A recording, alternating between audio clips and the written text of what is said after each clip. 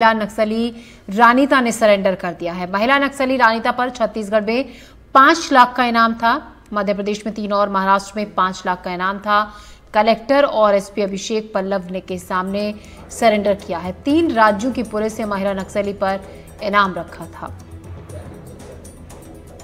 तो कवर्धा में एक महिला नक्सली ने सरेंडर किया है।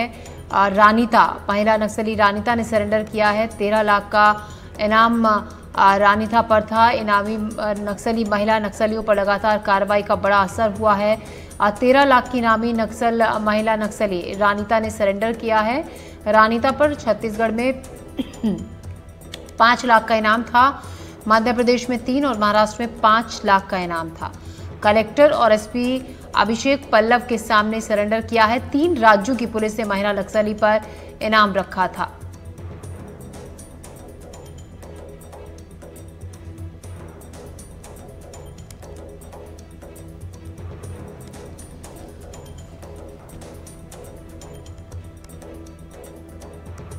इस खबर पर ज्यादा जानकारी के साथ सतीश पात्रे हमारे संवाददाता कवर्धा से हमारे साथ जुड़ रहे हैं।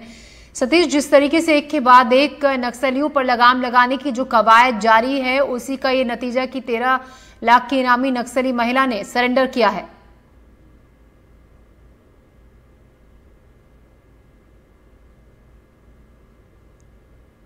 सतीश, आप तक आवाज हमारी पहुंच रही है?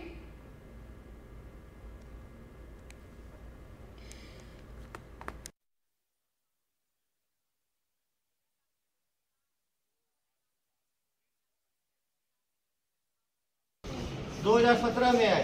तो रहने वाले कहाँ के हो आप रहने वाले कहाँ के हो? सुकमा के रहने वाले हो। कौन सा गांव सुकमा में? पूलमपाड़। कौन सा थाना पड़ता है पूलमपाड़? चिंतलनार थाना पड़ता है। तो चिंतलनार थाना से इतना दूर आप बालाघाट क्यों आए नक्सल संगठन में? बालाघाट क्यों आए इतना दूर? नक्सली लेके आए। कौन नक्सली भर्ती किया आपको? वनिता दीदी आपको भर्ती करी। वनिता अभी भी काम कर रही है नक्सली संगठन में। क्या वो खुद सरेंडर हो गई? कहाँ सरेंडर हुई वो? सुकमा में सरेंडर करी। कब सरेंडर करी वनिता? आपको पता नहीं।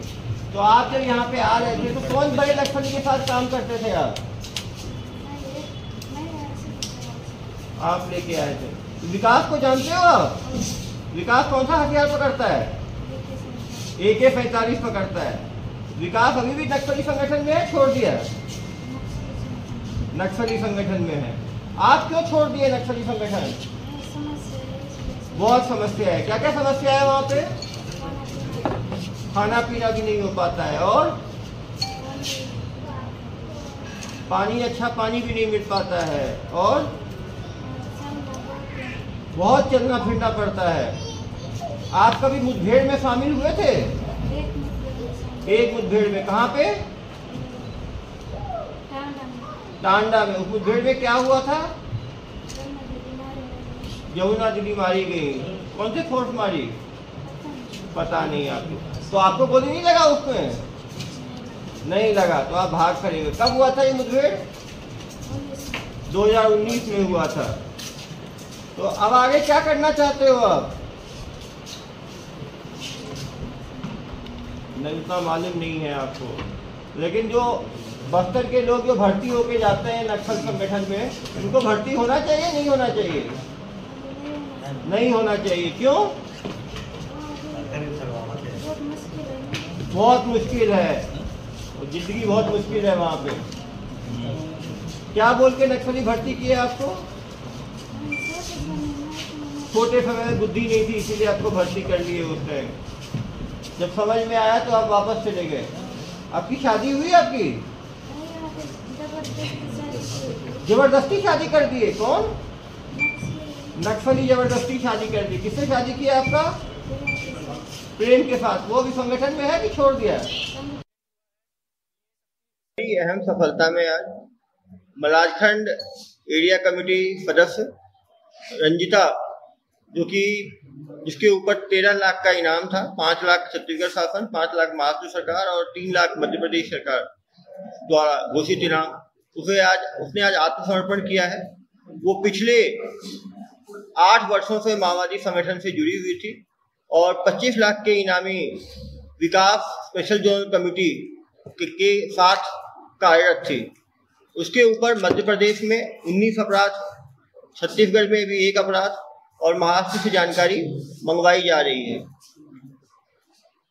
विगत 6 माहों में कवर्धा जिले में 6 अति संवेदनशील मध्य प्रदेश छत्तीसगढ़ बॉर्डर पे पुलिस कैंप खोले गए हैं। विकास के कार्यों को आगे बढ़ाया गया है। इसका फायदा मिला है।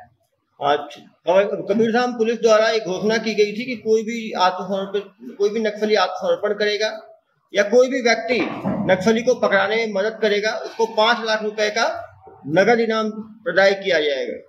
रंजिता को छत्तीसगढ़ की पुनर्वास नीति से 25,000 रुपए भी तत्काल दिया गया है और छत्तीसगढ़ शासन से इन्हें 5 लाख रुपए जो रिवार्ड जो है वो दिलाया जाएगा।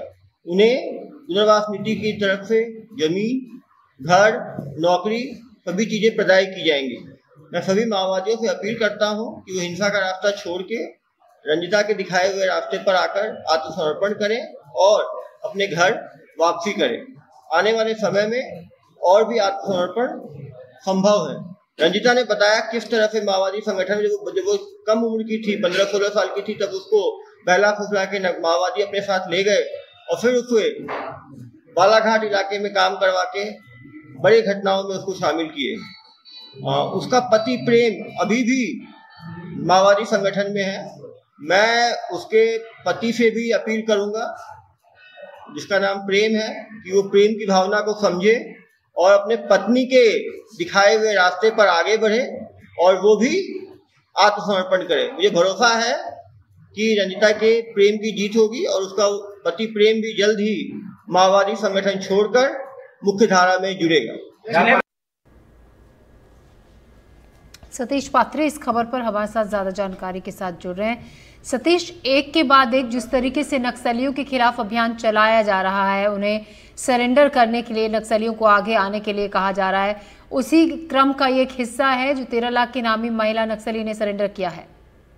जी बिल्कुल, ये सही है कि शासन जब से ये छत्तीसगढ़ सरकार बदली है, लगातार छत्तीसगढ़ में जो है नक्सली मुठभेड़ में जो है नक्सलियों जो है मारा जा रहा है और वहीं कई नक्सली जो है शासन की जो पुनर्वास नीति है उससे प्रभावित होकर आत्मसमर्पण कर रहे हैं। जिले में इसी क्रम में कबीरधाम जिले में अब तक ये 7वें नक्सली हैं जो कबीरधाम जिला पुलिस के लिए बड़ी सफलता है। जो 7वें नक्सली है जो आत्मसमर्पण करी है। महिला नक्सली जो है एसीएम सदस्य थी। ये लगभग 14-15 साल के जब थी, इन्हें नक्सली संगठन में इनको जो है शामिल किया गया था और ये इन पर जो है अब तक एमएमसी जोन के तीनों स्टेट में मध्य प्रदेश, महाराष्ट्र और छत्तीसगढ़ में 13 लाख रुपया इनके ऊपर जो है इनाम घोषित था।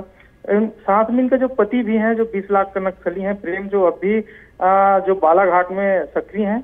और निश्चित रूप से आज जो इस महिला नक्सली जो सरेंडर करी है, शासन की जो आत्मसमर्पण जो नीति है, पुनर्वास नीति है, उसके तहत समर्पण की है। इन्हें आज 25,000 रुपये प्रोत्साहन राशि भी कलेक्टर के द्वारा दिया गया है। और ये कवर्धा में भी जो है लगातार कबीरधाम पुलिस के द्वारा 11 भी फिलहाल कैंप खोले हैं, जिसमें जो है कवर्धा में नहीं के बराबर जो है नक्सलियों का जो है चहलकदमी दिखाई दे रही है। कहीं न कहीं कबीरधाम पुलिस जो है इसमें एक बड़ी सफलता हासिल करी है। और जो ये महिला नक्सली है जो नक्सली संगठन से प्रताड़ित होकर और शासन की पुनर्वास नीति के चलते इन्होंने जो है आत्मसमर्पण किया है। तो निश्चित रूप से आने वाले समय में नक्सलियों का जो है एक जो कड़ी है वो टूटते नजर आ रही है और पुलिस को इस पर बड़ी सफलता मिल रही है। सतीश, शुक्रिया तमाम जानकारी के लिए। तो 13 लाख की नामी नक्सली रानीता ने सरेंडर किया है। महाराष्ट्र, छत्तीसगढ़ और एमपी में रानीता पर इनाम था। लगातार जिस तरीके से नक्सलियों के खिलाफ सरकार अभियान चला रही है, एक के बाद एक सर्च ऑपरेशन तमाम उन जगहों पर चलाए जा रहे हैं नक्सलियों के खिलाफ जिन जगहों पर नक्सलियों की मूवमेंट ज़्यादा है और नक्सलियों पर काफ़ी हद तक पकड़ पा भी रही है सरकार। जिस तरीके से दावे तमाम किए जाते रहे हैं कि आगे आने वाले वक्त में कुछ सालों में बिल्कुल नक्सली रहित इलाके को बना दिया जाएगा, जहां जहां पर नक्सलियों की ज़्यादा सक्रियता है। उसी क्रम का ये हिस्सा है कि रानीता ने सरेंडर किया है।